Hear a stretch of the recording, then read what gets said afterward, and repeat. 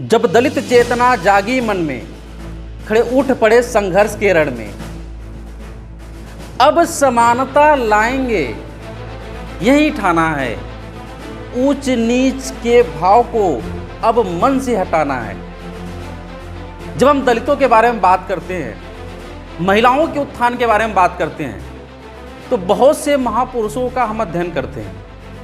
लेकिन उन महापुरुषों में भी जिन्होंने सबसे पहले महिलाओं के उत्थान के लिए, दलितों के उत्थान के लिए संघर्ष किया, उस महान सामाजिक क्रांति के जनक का नाम महात्मा ज्योतिबा फूले है। इनका जन्म 11 अप्रैल 1827 में महाराष्ट्र के एक माली परिवार में हुआ था। असल में जो उनका फूले सरनेम था ना, उनके माली परिवार में पैदा होने के कारण मिला था।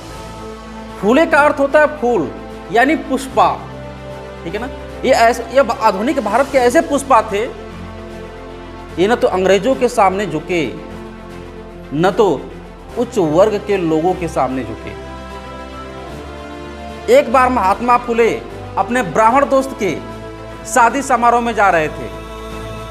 उस ब्राह्मण दोस्त के पिता को पता चलता है कि वह शूद्र हैं, तो कहते हैं दूर हट जा, हमें अशुद्ध करेगा क्या,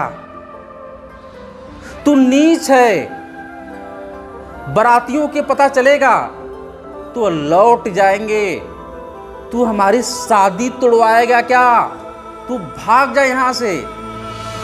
महात्मा फूले आत्मग्लानि से भर जाते हैं, उनकी आंखों में आंसू होता है।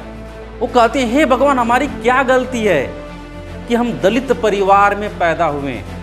फिर अगले ही क्षण वो सोचते हैं, नहीं, ये भगवान की गलती नहीं है, यह उच्च वर्गों द्वारा दलितों को गुलाम बनाए रखने का एक पाखंड है, मैं इसे समाप्त करके रहूंगा। फिर सवाल था, कैसे हम समाप्त करेंगे इसको।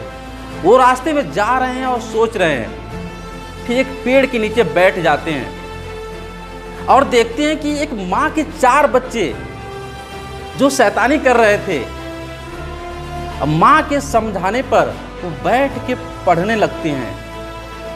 यह बात उनके दिमाग में क्लिक कर जाती है कि अगर लोगों को पिछड़ेपन से, शुद्धता से ऊपर उठाना है तो महिलाओं को शिक्षित करना पड़ेगा। क्योंकि अगर पुरुष शिक्षित होते हैं तो उनका प्रभाव कुछ लोगों पर ही होगा, लेकिन जब महिलाएं शिक्षित होती हैं तो कम से कम 3 पीढ़ियां सुधर जाएंगी। वह खुद 7वीं तक पढ़े थे, लेकिन महिलाओं की दशा सुधारने के लिए 1848 में महिला स्कूल खोलते हैं। लेकिन दुर्भाग्य की बात तो यह थी कि उस महिला स्कूल में पढ़ाने के लिए कोई महिला शिक्षिका नहीं मिली।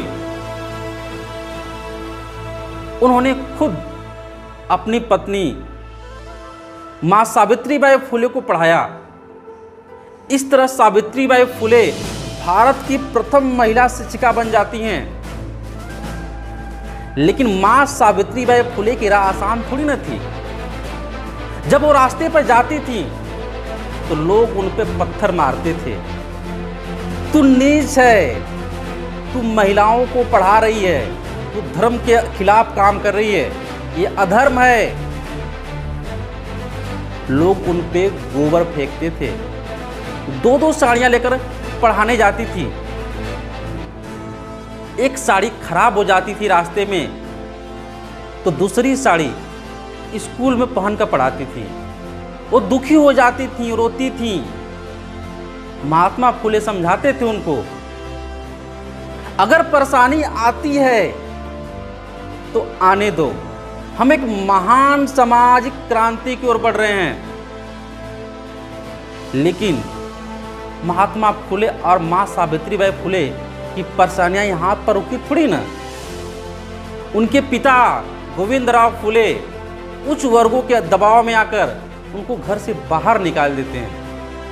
महात्मा फुले ने महिलाओं की शिक्षा के लिए बहुत सारे स्कूल खोले।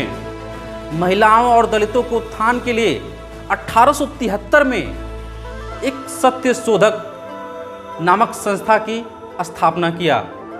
1888 में एक विशाल जनसभा में लोगों ने उनको महात्मा की उपाधि प्रदान की।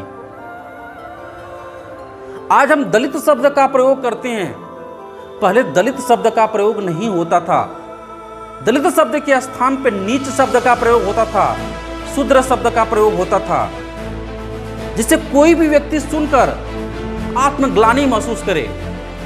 महात्मा फुले ने इन शब्दों के स्थान पे दलित शब्द का प्रयोग किया।